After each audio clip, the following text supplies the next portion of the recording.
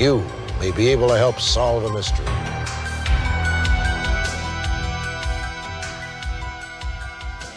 On January 20th, 1987, NBC released a show called Unsolved Mysteries, and by the following year, Unsolved Mysteries became an official running series hosted by Robert Stack, a man whose voice, tone, and demeanor would become synonymous with the series even to this day. Unsolved Mysteries ran on various networks until 2002 when it would come to a conclusion. It was revived in 2020 with a Netflix series by the same name and the same premise. You couldn't pick a better name for a series that so embodied what a show was about than Unsolved Mysteries, the show that revolved around cold cases, unexplainable events, or strange disappearances or sightings that have either little to no evidence pointing to an answer, or too many possibilities for one explanation to be considered the right one. As of right now, Unsolved Mysteries has over 1,000 segments, each detailing an unexplainable case or event. In this video, I'm going to go through just 3 of Unsolved Mysteries' most bizarre and unsettling cases, some of which have no finite conclusion to this day.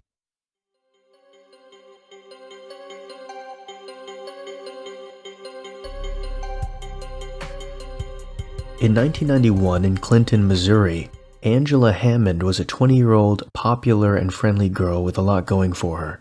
She was 4 months pregnant and engaged to a man named Rob Schaefer, who she'd been dating since she was 19.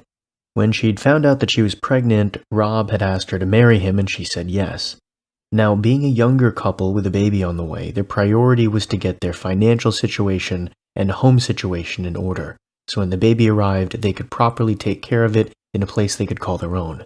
Rob's long-term goal was to join the military, but in the meantime, in order to build his savings and support his future family, Rob worked odd jobs to keep money coming in. Angela was attending school at the Central Missouri State University during the day and working at a bank in the evening. They were both trying to do what they could to set themselves up to be somewhat financially stable when the baby finally arrived, even renting a house together where they would start their new family. On April 4th, 1991, Angela's mother had a barbecue, which Angela and Rob both attended. The barbecue continued into the evening, but around 9 p.m. Rob had to leave the barbecue to go to his parents' house to babysit his little brother. Rob didn't really expect Angela to go with him because it would have been essentially a wasted evening, so he went alone, and Angela ended up meeting up with one of her friends to hang out after the barbecue had ended. At around 11 p.m., Angela and her friend were pretty much done hanging out, and Angela dropped her friend off at her house. Now, from helping out with the barbecue, being at her parents' house until the evening, and then hanging out with her friend right after the barbecue, Angela was feeling pretty tired. But she had told Rob that after she was done hanging out with her friend, she would meet him up at his parents' house where he was babysitting his brother. But she was feeling so tired, she really didn't want to go and kind of just wanted to go home and sleep. So instead of driving all the way over to Rob's parents' house just to tell him that she was going to go home and go to bed, she decided she would try to save a little bit of time, pull over to a payphone and call Rob from there. Now just remember, this is 1991. Cell phones were much rarer than today. You couldn't just pull out your cell phone and call your loved ones to check in. If you wanted to call someone, and you weren't at your home or by a landline or didn't have a car phone, your only option was to pull over at a payphone, pay the fee, and then you could call whoever you wanted.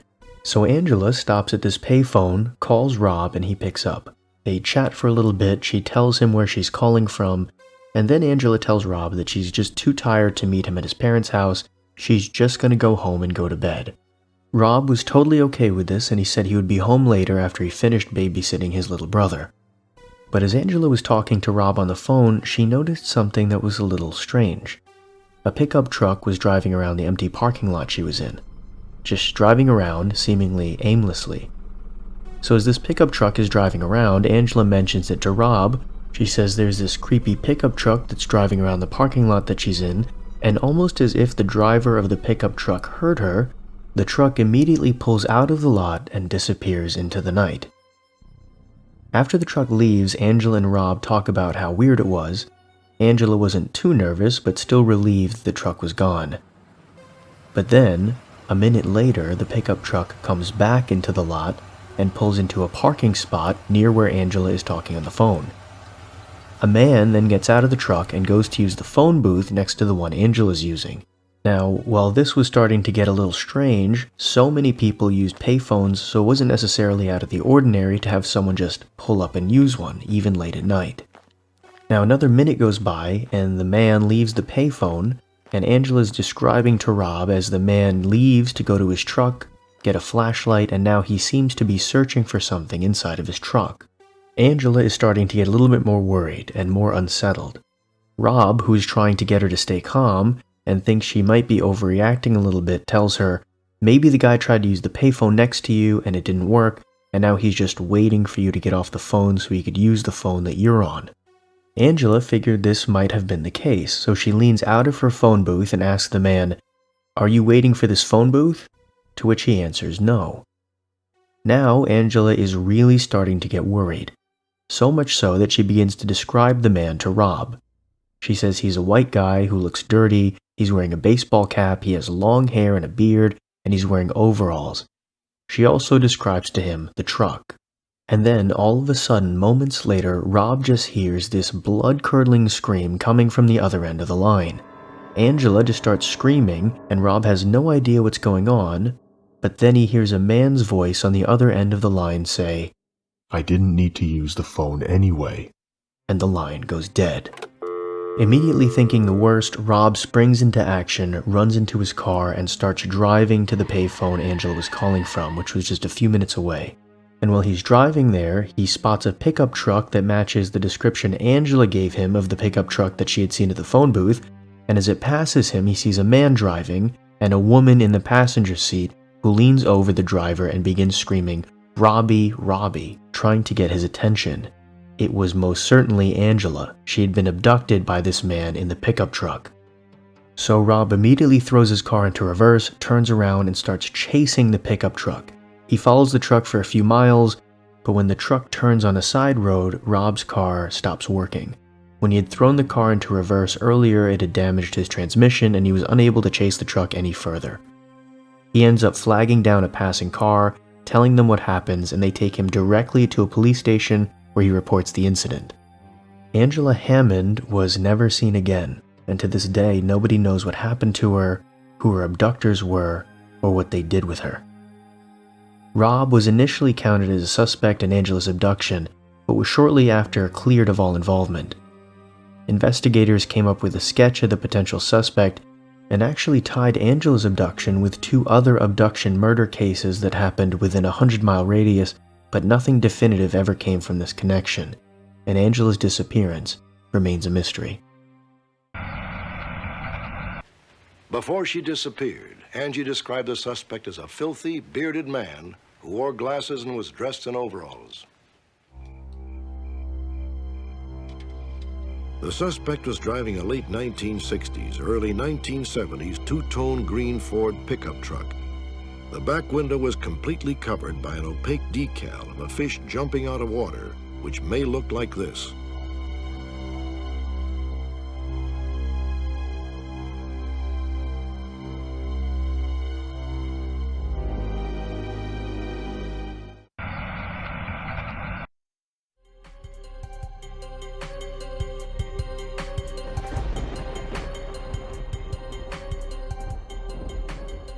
At 3 a.m. in Oakville, Washington on August 7, 1994, within a 20-square-mile area, what was initially thought to be rain started falling. Now, typically rainfall is totally natural and happens in many areas on a regular basis. But upon closer inspection, this was not an ordinary brief rainfall. This rain, rather than being liquid like normal rain, was actually somewhat gelatinous, like small clear blobs falling from the sky. And it wasn't just one or two people who noticed it. Many residents of Oakville noticed these strange blobs. For example, during this Blobfall, as I'll call it, an officer, David Lacey, was on patrol and he tried turning his windshield wipers on to get it off his car, but the windshield wipers just smeared it everywhere, making it hard to see where he was going. So he pulls into a gas station, and after putting on gloves, he manually cleans these gelatinous blobs off his car, and he described the substance as being mushy and feeling like jello. Other residents who saw the blob fall initially thought they were hailstones until they looked at them closer or touched them and realized they had this jelly-like texture. But the arrival of these mysterious blobs didn't end there. Within a short period of time, some residents of Oakville began getting violently ill and having pretty extreme symptoms like difficulty breathing, extreme vertigo, which is essentially this internal sensation like you're spinning or getting dizzy when you're barely moving at all, blurred vision, and a strong feeling of nausea. Some residents who reported coming into direct contact with the jelly-like substance developed flu-like symptoms that lasted for nearly 3 months. And there were even reports that some household pets, cats and dogs, which made contact with or even ate the blobs actually ended up dying. The connection between all of these severe and serious symptoms seemed to be that everyone who was affected had some kind of contact with the mysterious blobs that had fallen from the sky. Since there was so much of this stuff everywhere from the Blobfall, multiple people were actually able to collect samples of it and send it off to various research labs to try to find out what this substance was and hopefully find out why it was falling from the sky or why it was making people sick. But the testing of these mysterious jellies ended up sparking more questions than answers in most cases. One woman whose mother got sick from contact with the blobs sent off a sample to a local hospital who ran some tests on it and discovered that it contained what appeared to be human white blood cells, but couldn't give an exact answer as to what the substance was. A sample was also sent to the Washington State Department of Health for analysis. A microbiologist who studied the sample said it appeared to contain 2 specific species of bacteria, one of which is commonly found in the human digestive system. This led some to speculate that perhaps it was human waste that was released from an airplane, but FAA requirements require that human waste on airplanes be dyed blue. The mysterious blobs were clear. It was also against regulations for airliners to expel waste mid-flight, so that was quickly dismissed. Another sample of the blobs was sent to AmTest Labs, which is a private testing laboratory. When they tested it, they found that the blobs seemed to contain cells that are present in living beings, insinuating that whatever these blobs were, they are or were once alive. This led many to speculate that perhaps they were jellyfish eggs, which would kind of match up look-wise because, as anyone who has been to the beach at the right time can attest to, jellyfish eggs are clear, gelatinous, and everywhere. Some also thought maybe they were pieces of jellyfish. It was theorized that a naval bombing run hit a school of jellyfish, sending their parts and eggs launching into the atmosphere, only to come raining down on Oakville. This was highly doubted by residents though, since Oakville was 50 miles inland, and the idea of a bombing run launching pieces of jellyfish that far into the air, let alone that distance, seemed very unlikely and, quite frankly, pretty ridiculous. To this day, no clear explanation exists of what these blobs were, and the Air Force denies having anything to do with it, despite them admitting to doing practice runs in that area around that time. Many believe that the blobs were a result of a military experiment, or perhaps the testing of a new biological weapon. But since no samples exist today, we may never truly know what those blobs were or where they came from.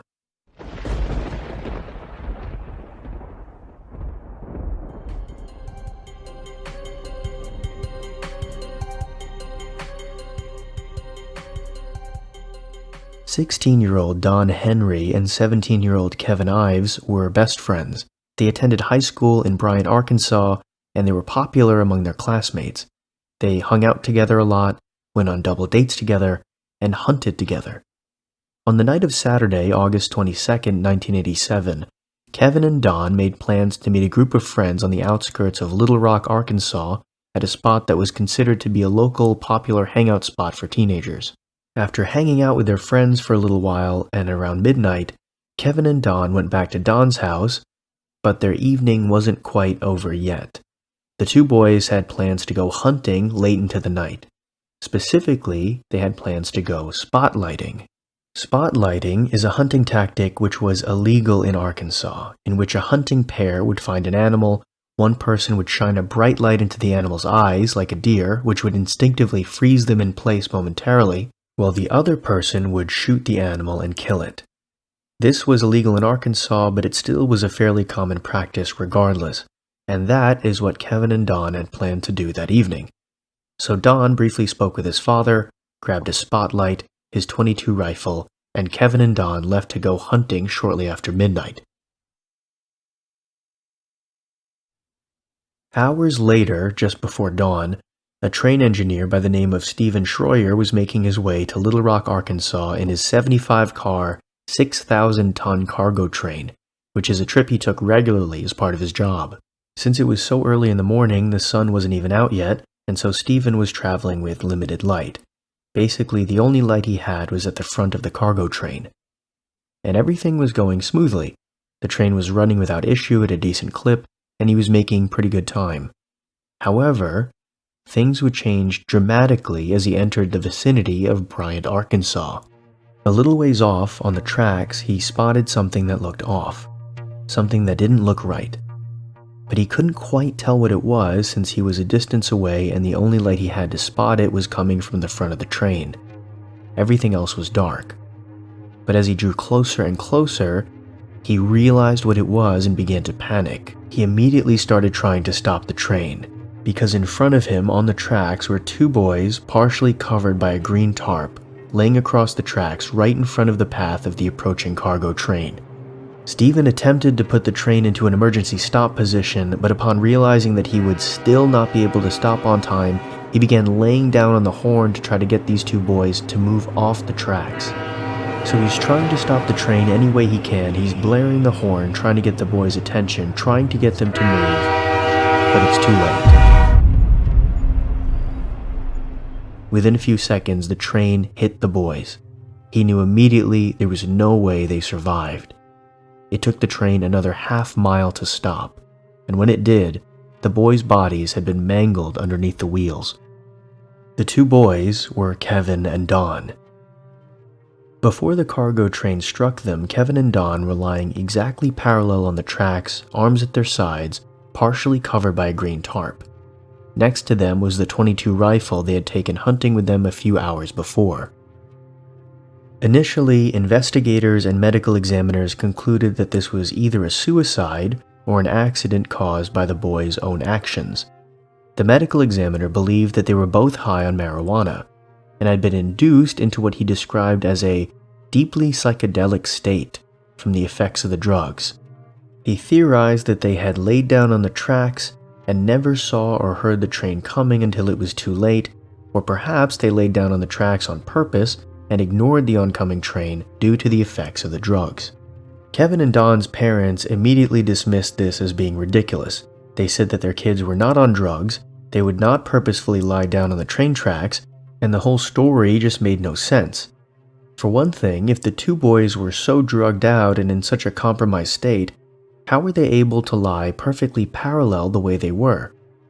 Another issue was, no matter how high they were, how tired they were, how deep of a sleeper they were, there's no way that they wouldn't react to the vibrations of the cargo train and the 98 decibel horn being blared at them. The police, however, were pretty eager to go with the medical examiner's final decision and just close the case. But Kevin and Don's parents hired a private investigator, held a press conference, and basically did whatever they could do to get the attention of the authorities to reopen the case and figure out what truly happened to the two boys. And their persistence eventually paid off, as soon the police reopened the case and had the bodies exhumed for re-examination. And that re-examination exposed quite a few flaws in the initial investigation by police. For one thing, it was determined that Kevin and Don had not smoked nearly as much marijuana as the initial medical examiner made it seem. Typical procedures were also not taken during the initial autopsy to determine a true cause of death. It was discovered later that one of the boys was already dead by the time the train hit him, and the other boy was unconscious. There was also the question of the green tarp. How did it get there? Who put it there? Kevin and Don or someone else? It was later discovered that the boys also had stab wounds on their bodies and evidence that shows they had been severely beaten before being hit by the train.